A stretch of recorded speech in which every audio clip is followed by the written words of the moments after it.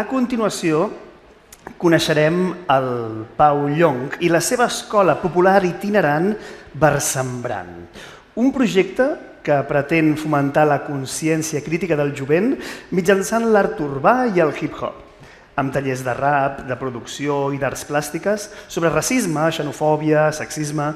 Aspiren a posar l'estètica al servei de la crítica, en un procés creatiu del qual els protagonistes no són els talleristes, sinó aquells que creant i repensant el seu entorn s'autotransformen en el procés. Versemblant és filosofia de la praxi feta rap.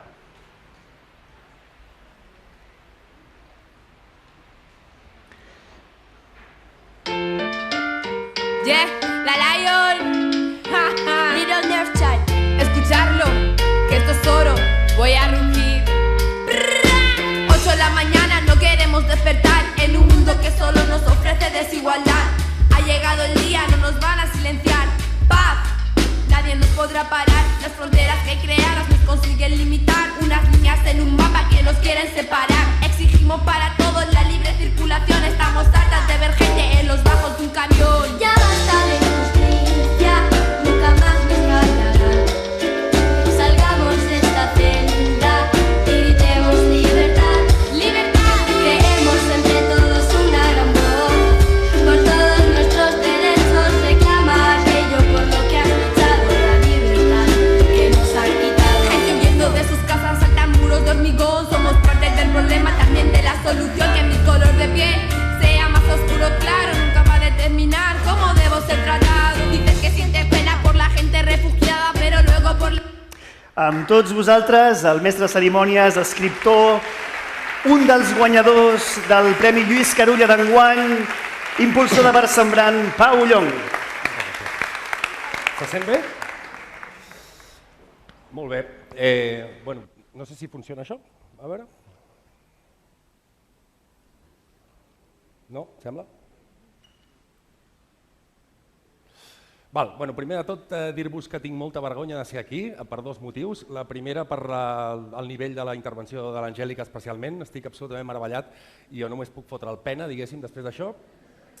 I sobretot també una mica avergonyit perquè se suposa que he de dir alguna cosa que serveixi, o és el que jo havia pensat, a una de les comunitats que jo crec que hem d'admirar més en aquest país, o que jo com a mínim admiro més. De fet, entre la gent que esteu aquí a Penya, a la que jo us conec i us estimo molt, que sou els profes. Llavors és com que gent com nosaltres que acabem de començar, que estem aprenent, que estem donant-li voltes al que fem, haguem de dir-vos, donar-vos consells a vosaltres és bastant patètic, però en tot cas faré el que pugui humilment.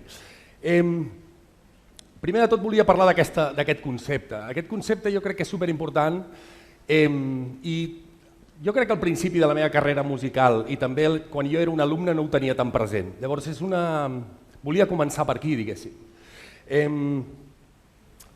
És a través de l'art bàsicament que un s'emociona, que un aprèn a pensar des del lloc de l'altre. I moltes vegades una de les crítiques que jo crec que alguna escola, de fet psicològica, l'escola històrico-cultural, Pablo del Río, gent que ha sapigut llegir bé a Vygotsky, ens ha explicat bàsicament que l'escola és massa cognitiva. A l'escola fem gent que és molt bona en matemàtiques, jo era superbon en matemàtiques, amb un munt de coses, era el típic repel·lent de fet, i crec que hi havia moltíssimes coses que no vaig aprendre i que em van convertir de fet en una persona bastant perfectible i que ha comès bastants errors fruit d'això, com suposo molta altra gent. No sé, l'altre dia pensava, sortien aquests nanos que treuen 9,9 a selectivitat i pensava,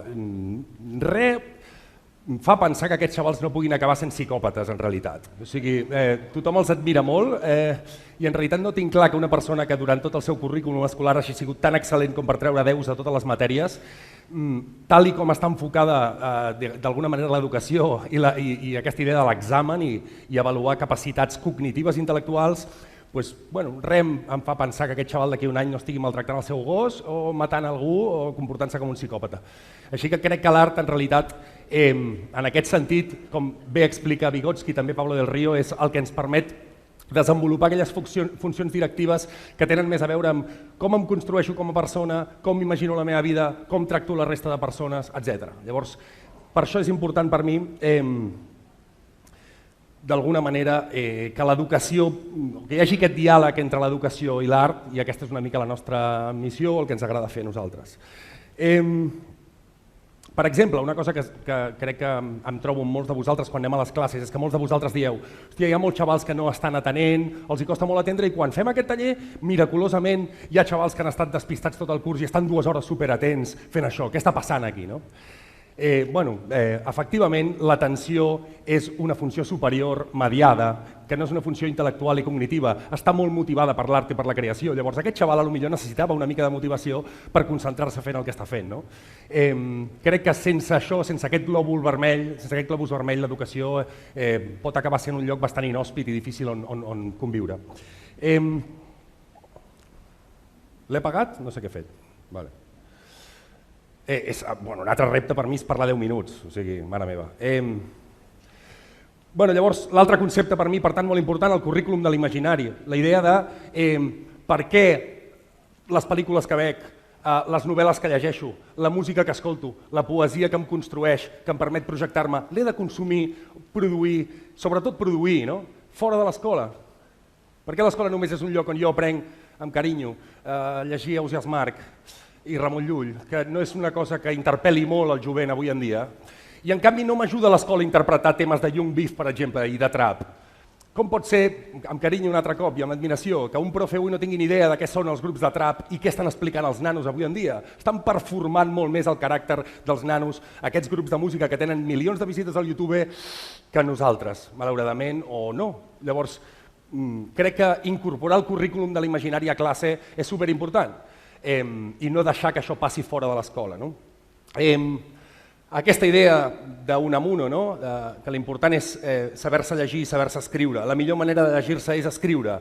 La pràctica és molt important. Nosaltres diem que la nostra filosofia és la filosofia de la praxi feta rap. No serveix de res que jo expliqui moltes coses, que rapegi molt bé, perquè la qüestió central en l'art, com a element pedagògic, és l'activitat. És la teoria de l'activitat, això que segur sabeu que té molt a veure també amb Vygotsky. És quan estàs fent aquest tema que et transformes. La Jar, aquesta noia que heu vist en el vídeo, suposo que us podeu imaginar què ha suposat per ella aquest procés creatiu.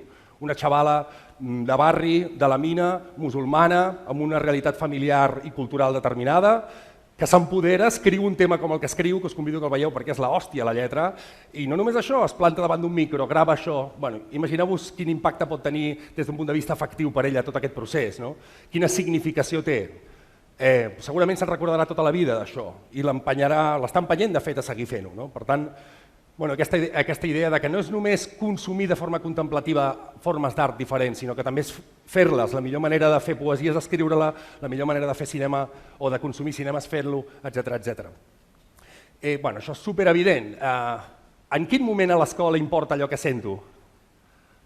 No sé si us heu preguntat mai això. En quin moment jo com a profe he donat valor a allò que sent aquest xaval? Si jo li dono una hora a un xaval o una xavala perquè escriu un tema de rap i surti davant de l'aula, hi ha moltes altres maneres de fer-ho, surti davant de l'aula i escolto el que està dient i ell m'està explicant que el seu pare és un cabró, perquè hi ha pares que són uns cabrons, o que en el seu barri passa alguna cosa que té a veure amb la droga, que és una merda, o no, o que li mola sortir de festa, per què no estic posant en valor jo això com a educador? En quin moment l'escolto dient això? Només l'escolto com a contenidor, insisteixo, d'un paradigma cognitiu que és molt poc performatiu. Vull saber què pensa. Un minut, Verge Santa. Llavors no m'enrotllo. Finalment... Finalment empataré això, perquè jo d'improvisar també en sé una mica. I... Bàsicament ja sabeu que també nosaltres utilitzem els tallers com un espai on treballar el pensament crític. El rap té molt a veure amb el pensament crític, el hip-hop des dels seus inicis precisament defensa això, els seus fundadors, a part de parlar dels 4 elements, els MCs, els DJs, els breakers, els escriptors, etc. La gent que es dedica al grafiti posa en valor el coneixement com una eina i com una arma, especialment de les classes populars, per defensar-se d'alguna manera dels seus opressors. I el que ja més o menys comentava, aquesta idea de també és literatura el rap que escolten els nostres companys i els nostres fills i filles. També són formes literàries i si no poso en valor això i no poso en valor el que està escrivint és molt difícil que l'aproximi a la creació literària. Per això pensem que cal explorar aquestes vies. Nosaltres n'hem explorat amb tota la humilitat alguna, però crec que n'hi ha moltes més. Acabo amb un fragment que precisament per mi té molt a veure amb la catarsi. Jo era molt partidari quan estava encara més mal fet que ara, I, insisteixo, era molt fill d'aquest paradigma cognitiu de ser molt bo, ser molt ràpid, dir les coses molt ràpid, paranomàsies, aliteracions, trucs lingüístics, no? A veure qui quedava millor i qui era el més bo. Crec que en realitat la força del rap no és això, és què t'emociona, què fas per la teva comunitat, etc. Alguns estem aprenent això fent tallers. Segurament no era conscient d'això quan estava als escenaris sent bastant arrogant i per això volia compartir amb vosaltres un minut de catarsi. Diu que perquè sent bon xaval em rodejo de tants caràpules pel mateix que tinc 1000 CDs però només 5 caràtules. I què sabràs tu de bones companyies si has vengut el teu passat per un podrit plat de llenties, me la suda. Vocifera, boca pestilent, no em posaré com una fera perquè ets envejós i lent.